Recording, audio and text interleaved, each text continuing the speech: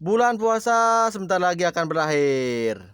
Maka dari itu, mantapkanlah hati dan pikiran Anda menuju kedamaian abadi. Mari kita song-song kemenangan di hari yang fitri.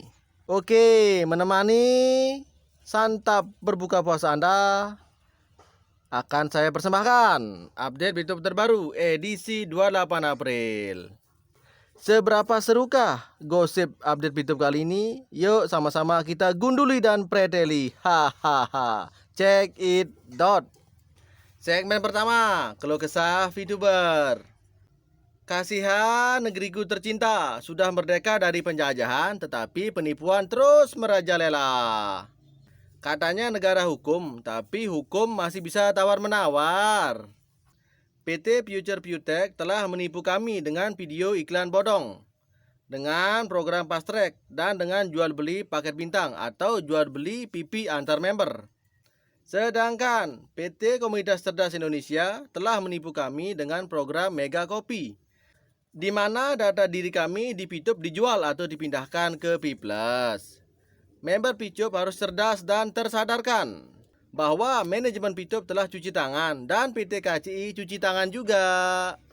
Mangkinyi, laporkan Pitup, laporkan P+ yang sudah menipu member dan menipu masyarakat Indonesia. Leader Pitup harus mempertanggungjawabkan atas kerugian member, karena masyarakat dirugikan di Pitup dan sekali lagi dirugikan oleh P+. Paling enggak kita Pituber harus tahu dong gimana perkembangan hasil kerjanya manajemen. Jadinya kita tahu apa yang harus kita tahu. Yang pernah deklarasi sebagai pejuang Pitup sangat sensitif dan rawan jadi bumerang terhadap si pemberi info. Ada yang dekat nggak dengan rumahnya Pak Prabowo? Tolong dong tanyain gimana kabar Pitup sekarang. Selama masih ada pangsa pasarnya, maka bisnis model bodong begini akan muncul terus. Ibarat orang jualan mimpi, kalau masih ada yang tertarik, maka tetap ada penjualnya, ya kan?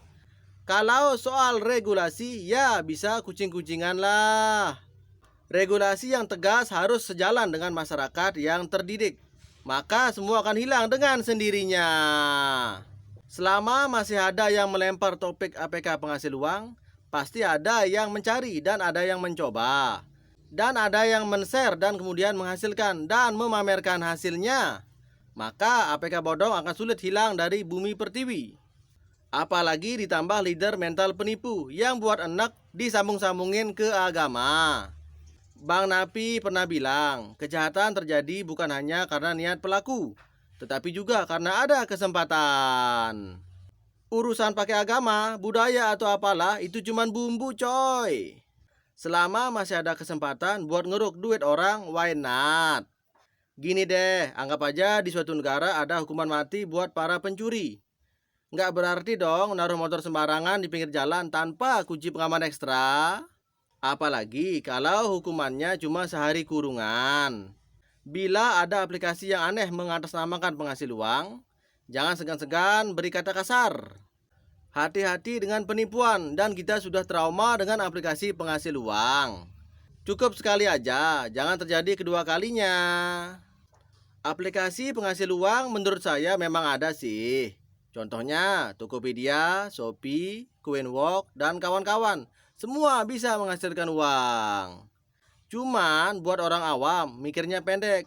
Nah, disinilah pertunjukan dimulai. Bahkan orang bisa menghasilkan uang dari kehampaan lewat sebuah aplikasi. Mau tahu? Yaitu Canva. Silahkan cek di Play Store kalau penasaran. Bebek dungu mikirnya ada aplikasi yang di top up sekali terus bisa muncul terus duitnya. Kenapa? Karena mereka mempertahankan minimnya literasi di era serba digital seperti sekarang. Kalau orang menyadari bahwa dalam menghasilkan uang lewat aplikasi ada peran otot dan otak, maka banyak aplikasi di Play Store yang bisa digunakan buat ngasilin duit. Ini seperti istilah nanam duit. Si bodoh melakukannya dengan naruh duit di pot ditimbun tanah lalu ditungguin. Orang nanam duit ke orang lain yang punya kemampuan bikin produk, lalu menjualnya dengan keuntungan. Terlihat kan gimana bodohnya si minim literasi. Kalau cuma main-main di tingkat istilah, seperti aplikasi penghasil uang, rebahan dapat duit, dibayar dolar atau apalah, Ini kan cuma istilah, nggak bisa buat patokan juga. Orang bikin konten di YouTube setelah dimonet, viewer rame. Lalu ditinggal tidur juga bisa disebut sebagai rebahan dapat duit, ya toh? Orang jualan di IG sambil posting-posting juga rebahan, padahal produknya juga produk orang lain, bukan bikinan sendiri. Ya tetap aja laku kan? Ada member Picup yang nggak terima kalau data member semua dipegang oleh tim Picup Malaysia. Ntar juga ketahuan siapa yang berjuang cari panggung aja. Boleh-boleh saja pengambil alihan data, asal kedua belah pihak setuju, ya toh? Setiap bisnis perlu data. No data, no bisnis. Paham ya? Kalau pemindahan data benar-benar terjadi, berarti Pak Eman nggak bisa kerja dong. Jadi kita sekarang berkiblat kemana? Ikuti kata hati masing-masing. Intinya kita berdoa. Semoga urusan tim Malaysia dan tim Indonesia secepatnya rampung. Amin. Kita sebagai member harus bawa, nggak usah kotak-kotakan lah. Kita sebagai member, ikuti mana yang terbaik dan valid. Juga ikuti yang solid ya. Ingat saudara-saudaraku, sekarang banyak pihak-pihak yang cari panggung. Waspadalah. Sebenarnya member saya sudah sabar, tetapi nggak tahu sekarang ini sudah banyak yang emosi. Masalahnya sudah lama banget, udah 2 tahun lebih kan? Ads Network bukan Picup kedua, ingat itu baik-baik. Kalau ada yang ajak gabung di bisnis itu, jangan mau ikut, karena Picuber sejati hanya menantikan Picup on. Catat. Siapa lagi member yang mau dikibulin? Hanya orang bodoh yang mau dibodohin 2 kali. Hah.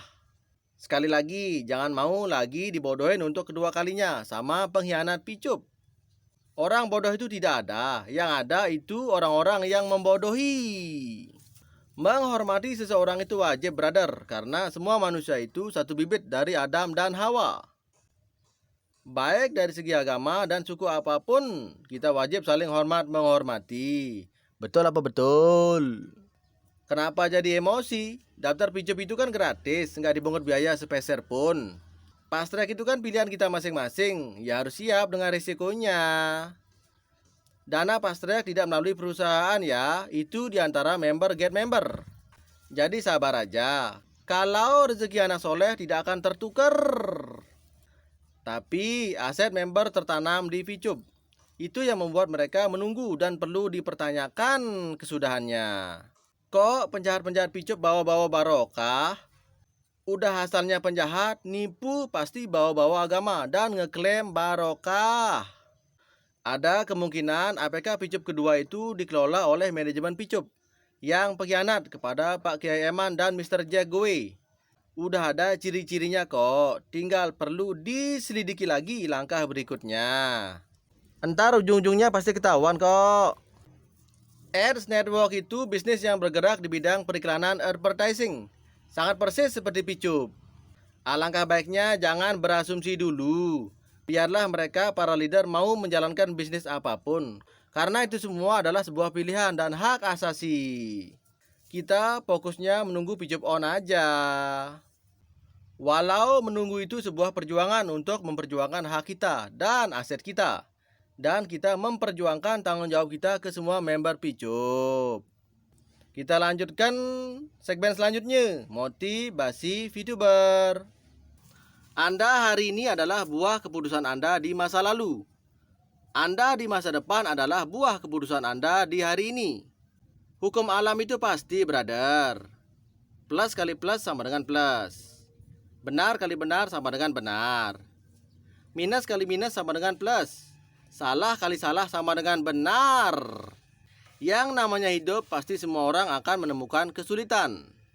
Akan tetapi kita tidak boleh berlarut-larut meratapinya, apalagi merasa gagal. Ingat, sesulit apapun hidup yang kita alami itu sudah hukum alam. Di balik kesulitan pasti ada kemudahan. Di balik kesedihan pasti ada kesenangan. Di balik kemiskinan pasti ada kekayaan. Roda kehidupan terus berputar, ada siang, ada malam, ada hujan, ada kemarau, ada miskin, ada kaya. Yang terpenting bagaimana kita menyikapinya dengan berpikir positif dan tetap berusaha. Karena menjadi orang sukses itu butuh proses dan waktu. Motivasi selanjutnya, inspirasi pagi. Terlihat kabel ini berantakan, rumit dan kusut, tetapi jangan salah ya. Kabel tersebut sudah punya jalurnya masing-masing, sehingga tidak akan tabrakan, tidak akan tertukar atau tidak akan berebut. Seperti itulah konsep rezeki kita, sudah diatur program dan jalurnya oleh Tuhan. Tidak akan pernah tertukar walau ada orang yang sabotase, main curang dan nikung kita. Jadi hidup tidak usah iri dengan rezeki orang lain, karena setiap manusia punya porsi rezekinya masing-masing. Catat. Selama masih mau berdoa, usaha dan berikhtiar dengan penuh semangat, otomatis jalan keluar dan solusi pasti didapat. Motivasi selanjutnya, pentingnya ketenangan dalam hidup. Roda kehidupan terus berputar. Banyak episode yang dilewati pada setiap putarannya. Ada sedih, ada senang. Ada derita, ada bahagia. Ada suka, ada duka. Ada kesempitan, ada keluasan. Ada kesulitan, ada kemudahan. Tidak ada manusia yang tidak melewatinya. Hanya kadarnya saja yang mungkin tidak selalu sama. Maka, situasi apapun yang tengah engkau jalani saat ini, tenangkanlah hatimu, wahai manusia. Manusia bukan pemilik kehidupan. Tidak ada manusia yang selalu berhasil meraih keinginannya. Hari ini bersorak merayakan kesuksesan. Esok, lusa bisa jadi menangis meratapi kegagalan. Saat ini bertemu, tidak lama kemudian berpisah. Detik ini bangga dengan apa yang dimilikinya. Detik berikutnya sedih karena kehilangan.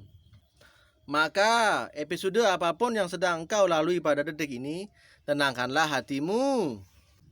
Episode terus berubah, berganti dari satu situasi kepada situasi yang lain. Berbolak-balik, bertukar-tukar, kadang di atas, kadang di bawah.